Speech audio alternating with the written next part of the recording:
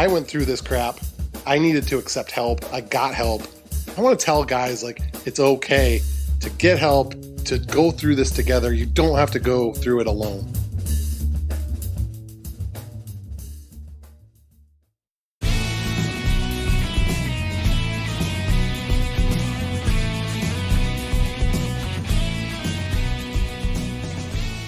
From Off Script Media, I am Matthew Zachary, and this is Out of Patience. On today's show, Trevor Maxwell, husband, writer, father of 2 teenage daughters, living with stage 4 metastatic colon cancer. This guy, I got to tell you, powerhouse advocate that didn't know he was an advocate. Recognized a severe need in the market of cancer support, that there was so little out there for men and only men. At Stupid Cancer, we did our best to make sure that we had gender-relevant support groups within the larger community of what we had in common, but he struck gold by starting a group on Facebook called Man Up to Cancer. This is about men and cancer and your tribe. Enjoy my conversation with Trevor Maxwell. Trevor, I'm enamored by your fervence in the getting men aware that men get cancer and getting the world aware that men get cancer. I'm a man that had cancer. You are a man that had cancer. This has been an ongoing narrative. I got to cut you off here because I'm actually still very cancer-y. So that makes me... Okay. I'm more cancer-y than you right now. All right, then I shall restate the aforementioned. I am a man that had cancer. You are a man that has cancer. Is that more temporally appropriate? That is temporally appropriate, and I aspire to your cancer freedom, and I intend to join you in that club very, very soon as I can. I'm working on it. I am everyone's specimen anyway, so. And you did say you were enamored with me, which is the first time I've heard that in months. So I genuinely mean that because, having run my community for so long, I always felt we tried to be a very man-heavy brand experience. And we did trend to have a higher percentage of male community members that came to our conferences and went to our meetups and joined our this and that and this and that. And you don't really see that pretty much. I mean, maybe back in the Live Strong days because it was a very man-driven brand, but the wristbands, whatever. I digress because you were able to kind of, like they say, success is the mistake that went right. You kind of galvanized this idea of using Facebook for good. What is that like to use Facebook for good? And you started this group. We've talked about this ad nauseum, but for our listeners' sake, you have stage 4 colon cancer, and you're sitting here like, what the hell's going on? Everything's pink and fluffy and Hallmark cards. Where did this spark come from for this? Yes. So the pinkification of cancer is where this all started. And this is not an affront to that. We love our pink friends. However, it did seem to me during my 2 years of having cancer and going to virtual support groups. So I'm up here in Cape Elizabeth, Maine. I'm out in the middle of nowhere. I'm 41 years old when I was diagnosed with stage 4 colon cancer 2 years ago. And it's not like I can just go out and this is obviously before, when people could actually go out. But even then, it wasn't like I could go, hey, I'm going to go to my local support group for 40 somethings with colon cancer. There's no in-person group for that. So you go where 40 somethings go, which is Facebook. We're so old. Right. My 12-year-old and 14-year-old daughters are just appalled by my mainstream oldness on Facebook. But that's where the people are. That's where my people are. So I went on Facebook. I connected with people through Colon Town and the Colon Club, which was fantastic, and meet all these really cool people. But it's 80% women, primarily women patients, women who are caregivers to their men. It's a female-dominated space, and I was fine with that. I was comfortable with that. But there was also things that I was facing in my own, battle with cancer that were pretty guy-specific. Like I wanted to connect with other dads who were facing cancer about what it's like to, be a father to young children while you're going through this. I wanted to talk about guy stuff that I didn't necessarily feel like I wanted to talk about with 80% women on those other platforms. So as I started to look out there in the Facebook space for just, guy forums, there just wasn't much out there. So I was like, you know what? I'm just going to start my own thing. And see what happens. Exactly.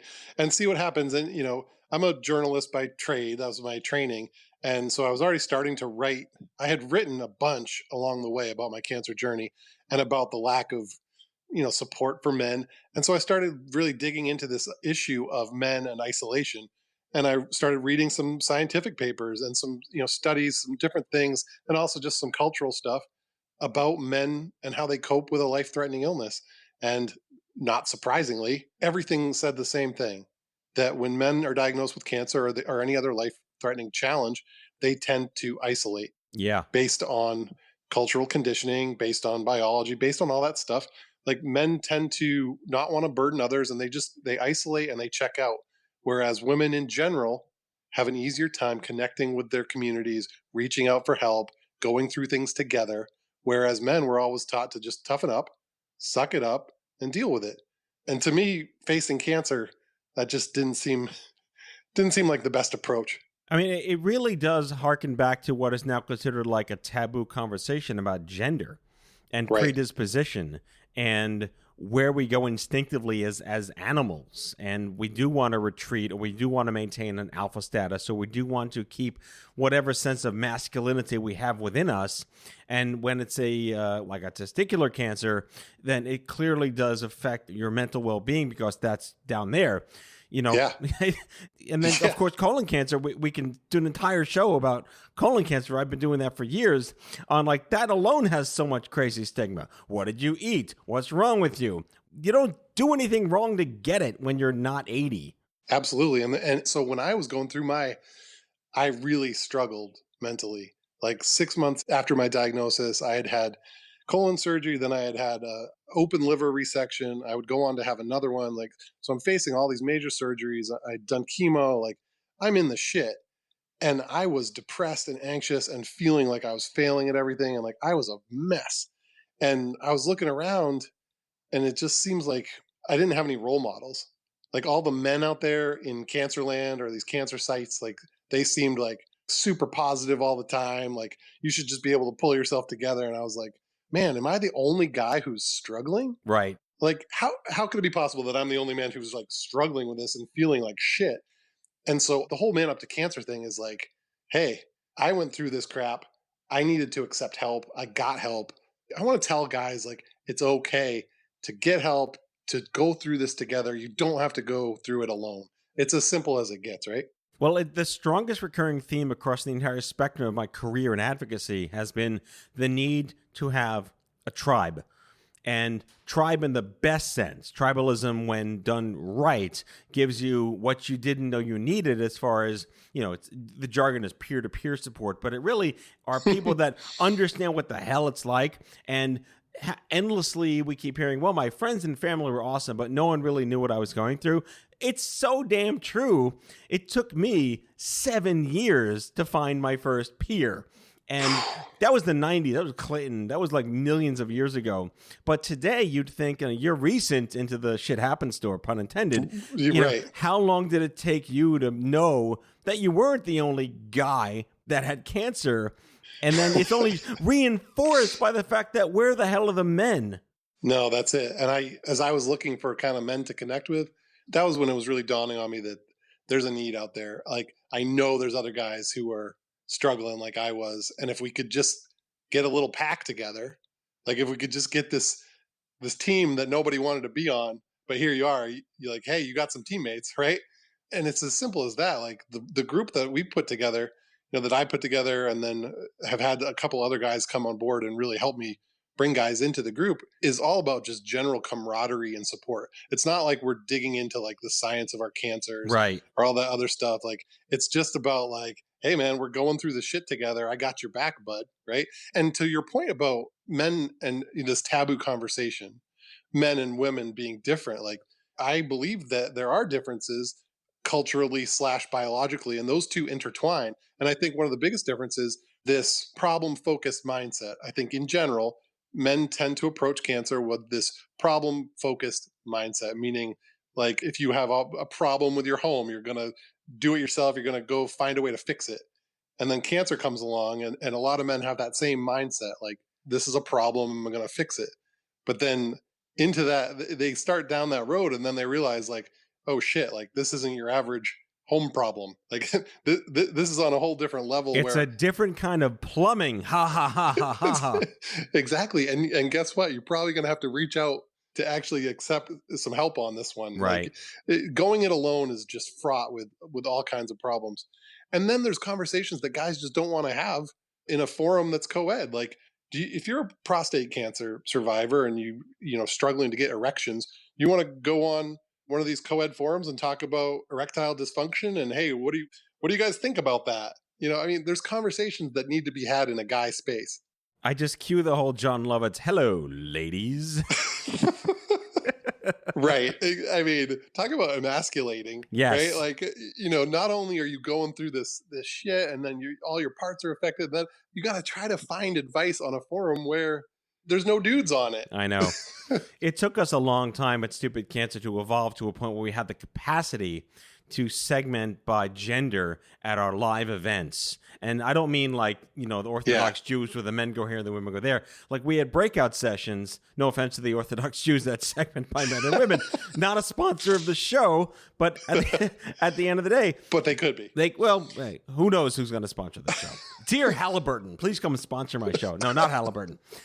We did the just for guys, the just for gals, the just for LGBTQ. Like we were able to create these intentional segments where people did find a unity in the sense of women don't want to talk about vaginal dryness in front of men, and men don't want to talk about erectile dysfunction in front of women. Yeah, so who would know that those are the dynamics? So we're agreeing on everything. I would ask you then, so you started this Facebook group. When did you realize, I just did something insanely incredible and I don't know what to do? I realized it when my good buddy Joe, so Joe Bullock, Durham, North Carolina, day one, I started this group. I'm thinking maybe I'll get like a couple dozen guys in it. I just wanted it's very self-serving. Like I wanted support. Like I'm in treatment. I'm still going through this. Like I wanted a group that I could go to. And Joe comes in within 5 minutes of the creation of the group. He's like, I'm 100% in. What can I do to get the ball rolling here? Like, let's get guys in this group. As it turns out, Joe has the largest cancer Facebook network of anyone in the world. So he puts out the wolf signal to his signal. Group. Yes. Yeah, he puts out the bat signal and's like, hey, we have this wolf pack. We have this howling place group. It's just for men. It's for men patients, for men who are caregivers. Any man who's affected by any type of cancer, come join us. And literally a couple of days later, we had a couple hundred guys in the group. Wow. And I was like, yeah. And the thing was, they were from other countries too. So we've got guys from Australia, South Africa, Canada, UK, all over. So just by putting out the bat signal and doing that invite, this mountain of guys came in, and a lot of well-known advocates. So in Cancerland, as you know, the advocates are very siloed, right? You got the prostate people, you got the testicular people, you got the breast.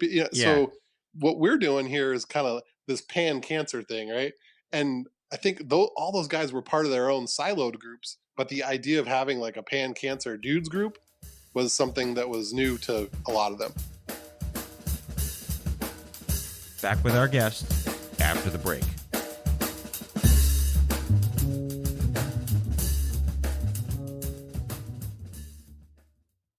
Has your chronic illness made it difficult to continue working in the traditional way? Want to learn how to find and create flexible remote work that both accommodates your chronic illness and generates an income? Join the Patients Getting Paid membership, a community of chronicpreneurs where people just like you find workshops and trainings, weekly updated condition-specific gigs, twice monthly coaching calls, co-workings, accountability, and the kindest community to support you on your path to make money while working from anywhere and taking good care of yourself. Learn more or join us at patientsgettingpaid.com.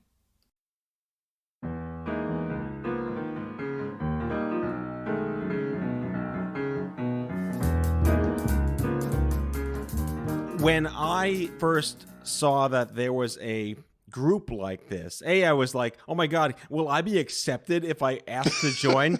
I feel like what you did was you channeled a couple of philosophies that I've always felt were important to understand. Yeah. And I think your journalistic background lends itself Yeah. to this philosophy of where you really want to give audiences, listeners, readers, reviewers, information that they didn't know they needed versus what you think they wanted to hear.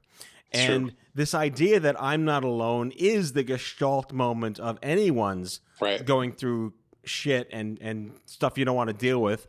Yeah. So question for you, do you ever get any women that want to join? Yes.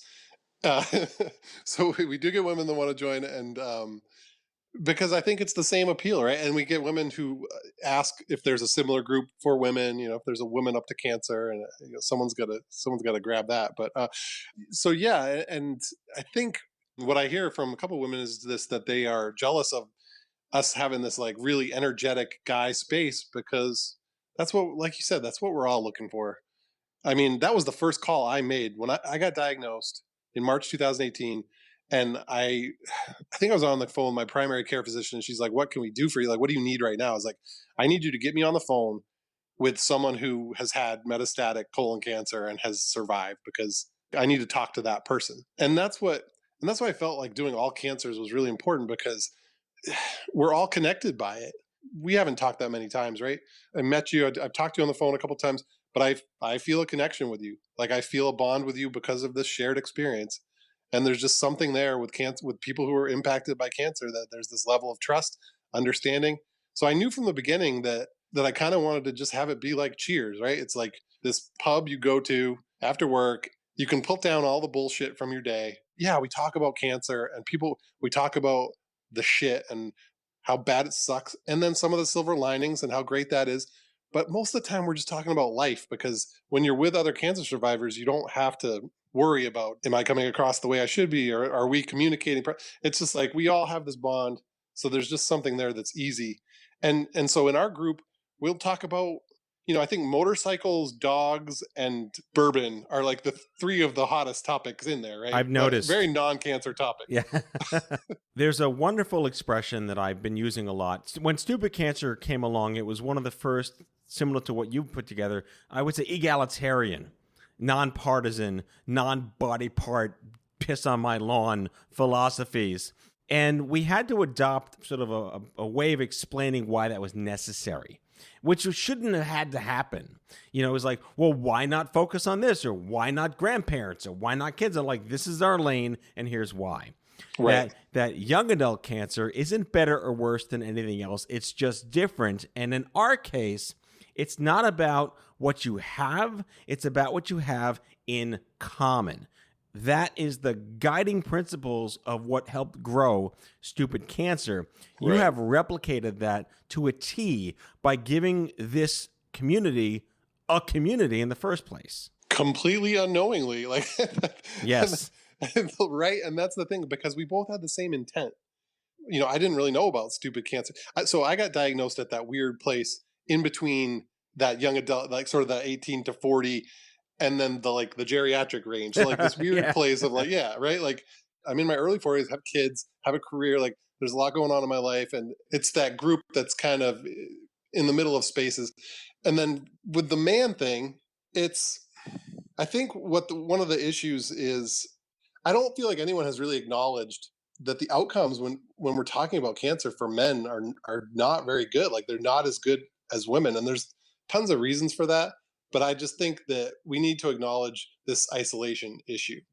And I think being part of that solution and having a group and a community and content around the issue of this very simple problem, which is men isolating when they go through cancer, is a place that I feel comfortable and a place that I want to be, because I was that isolated guy, Well, yeah, you created the thing you wished you had. And I think that's the greatest gift you can give to society, by providing a structure that makes it suck less for the next you. A wonderful euphemism, I believe, holds a lot of water when you say it that way. You have created something for others that you yourself were denied knowing about. And Yes. for the record, I'll say I'm sorry that we stopped at 40 at Stupid Cancer. We had a lot of people in their early 40s were like, can we please come and play with you? And yes, of course you could. But but what are you going to do? Like, you do have to, like, there has to be a cutoff. Yes. And people have to understand that. And that's the thing, too, with this guy thing. It's like, yeah, we're doing a thing for guys. Generally, men have power. But guys going through cancer, a lot of us feel very powerless. And together, we can at least get a sense that we are part of a group. So let's drop some big news. Man Up to Cancer. The website's Man Up To, like the word two, not the number two, like Stand Up to Cancer. Correct. manuptocancer.com. You guys are dropping a podcast of your own shortly, correct? Yeah. All the cool people are doing it, like Matt Zachary. I am a trendsetter. I'm the 797,000th podcast in the world, so I'm truly avant-garding myself. Yes. Yeah, but how many of those people gave birth to the young adult cancer movement? I mean, give yourself some credit, my man. All right, credit accepted. My ego has gone a little up. My self-worth, possibly maybe 4 points in Mario. Perfect. Yes. So Man Up to Cancer right now is just, it's a website, manuptocancer.com. And then we have the private group on Facebook for guys. And I'm creating content. Like I'm creating content, writing videos and sharing content from others on the website and social media. We have been recording. I've recorded I think 9 or 10 episodes of the podcast. I have a couple of good friends who are good at stuff that I have no idea about, like audio, digital stuff and podcasts, and they're helping me launch this. And this summer we are, taking all these things that we've recorded and they're producing it and we're going to put it out there. And me being so SNL references, I'm like the frozen caveman lawyer when it comes to technology, right? Like Rip Phil Hartman, that poor guy. Yes, Rip Phil Hartman. I'm a simple caveman. I don't understand these podcast things. It's magic. I put my earbuds on and there's Matt Zachary, with his dulcet tones. I'm excited about that. And right now, right here, I am inviting Matt to be a guest on the Man Up to Cancer podcast if you will accept the challenge. And I will put you through the Man Up to Cancer gauntlet of questions at the end. I hereby accept your challenge. Let it be written, let it be done. You're going to rue the day. I look forward to ruining your day. Trevor Maxwell, writer, husband, father of 2 teenage daughters. You've bested me by a couple of years with my twins. Stage 4 colon cancer advocate, warrior, patient. I don't like words, but whatever you are comfortable with. Founder of Man Up to Cancer. You will be a recurring guest on this show. I hope to be a recurring guest on your show if I pass the muster of the Man Up to Cancer litmus test. And time will tell. Yes. You may need to start wearing a trucker hat instead of your fedora. But you can't if you'll do that. You can't change me, but I'll do my best to accommodate. You're a gentleman and a scholar. Good luck with everything. We'll see you back on the show soon. All right, my man. Thank you.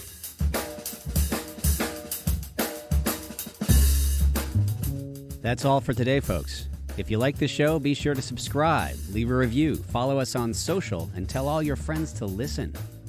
Out of Patience with Matthew Zachary is a product of Offscript Media. Our executive producer is Matthew Zachary. Our senior producers are Jen Horangeff and Andrew McDowell. Darren Tunn is our production intern.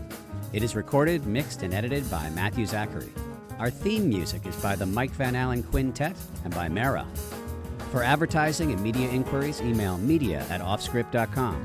Hit us up at contact@offscript.com to share comments, feedback, and make guest recommendations. For more information, visit offscript.com.